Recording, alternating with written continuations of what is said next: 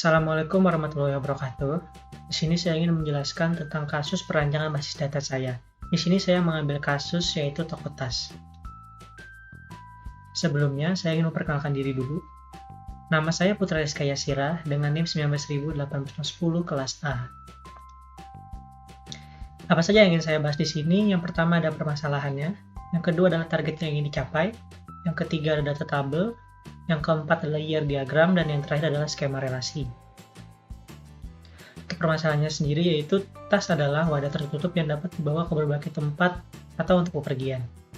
Tas menjadi salah satu kebutuhan untuk menunjang penampilan bagi setiap insan.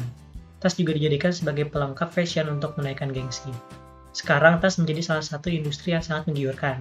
Rata-rata penduduk di dunia ini menghabiskan sebagian dari uangnya untuk membelanjakan tas. Oleh karena itu, para pengusaha sangat tertarik untuk mengembangkan bisnisnya di industri tas ini. Akan tetapi, biasanya pengelolaan database dari toko tempat penjualan tas sangat kurang, karena masih menggunakan cara yang manual, yang menyebabkan kemungkinan kesalahan data akan terjadi dan membuat pengelolaan data tidak efektif. Untuk target yang ingin dicapai adalah yang pertama membuat dan mengelola database agar lebih efektif, yang kedua membuat dan mengelola database agar lebih akurat, yang ketiga yaitu membuat dan mengelola database untuk disimpan secara lebih baik. Untuk data tabelnya sendiri, di sini saya mempunyai 4 buah data tabel. Yang pertama itu data pembeli. Di data pembeli kita mempunyai ID pembeli, nama pembeli, dan asal pembeli. Untuk di data transaksi ada kode transaksi, tanggal transaksi, nama pembeli, nama tas, varian, jumlah beli, dan total belanja.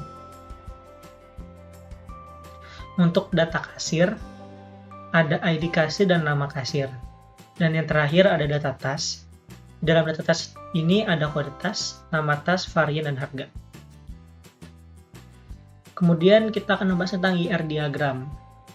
IR diagram itu adalah model data berupa notasi grafis dalam permodelan data konseptual yang menggambarkan hubungan antara penyimpanan.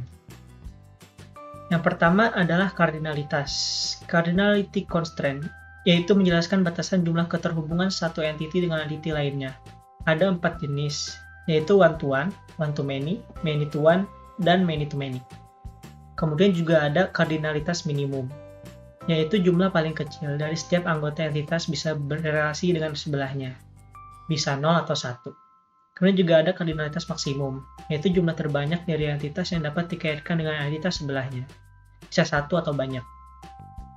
Dan di sebelah sini ada IRD saya.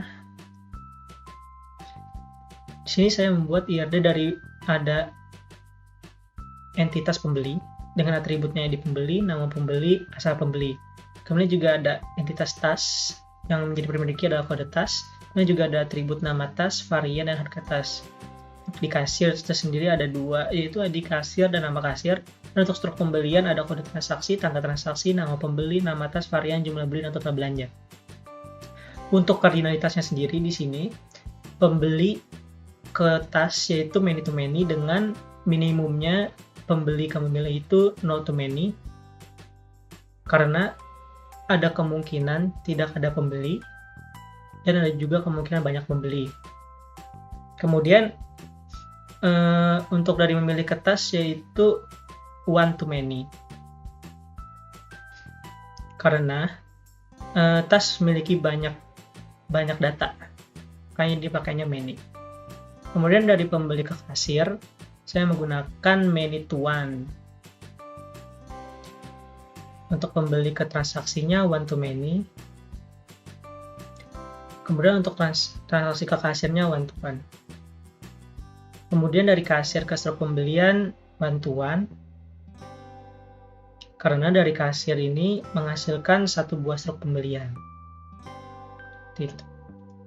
Lanjut ke partisipasi. Partisipasi menunjukkan keberadaan suatu entitas bergantung penuh atau tidak dengan entitas relasinya.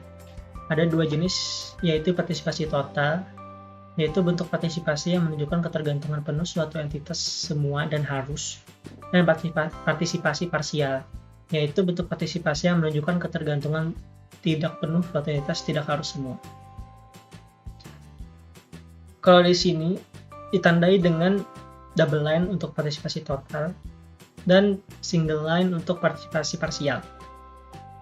Untuk pembeli kertas Maksud saya membeli ini menggunakan partisipasi parsial karena tidak semua pembeli ini akan membeli tas. Dan untuk tas ke pembeli saya menggunakan parsial juga karena tidak semua tas ini dipilih sama pembeli. Untuk pembeli ke kasir saya menggunakan partisipasi parsial. Kemudian dari kasir ke pembeli saya menggunakan partisipasi total karena semua kasir ini akan bertransaksi dengan pembeli. Jadinya kasir ke struk pembelian saya menggunakan partisipasi parsial.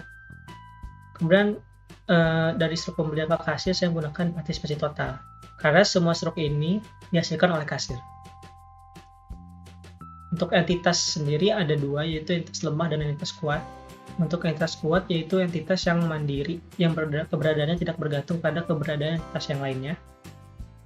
Kemudian juga ada entitas lemah, yaitu entitas yang keberadaannya sangat bergantung pada keberadaan entitas yang lainnya. Entitas lemah tidak memiliki arti apa-apa dan tidak dikehendaki kehadirannya dalam diagram IR tanpa kehadiran entitas yang dimana mereka bergantung. Di dalam IRD saya, di sini semuanya adalah entitas kuat, karena tidak ada yang bergantung pada siapapun.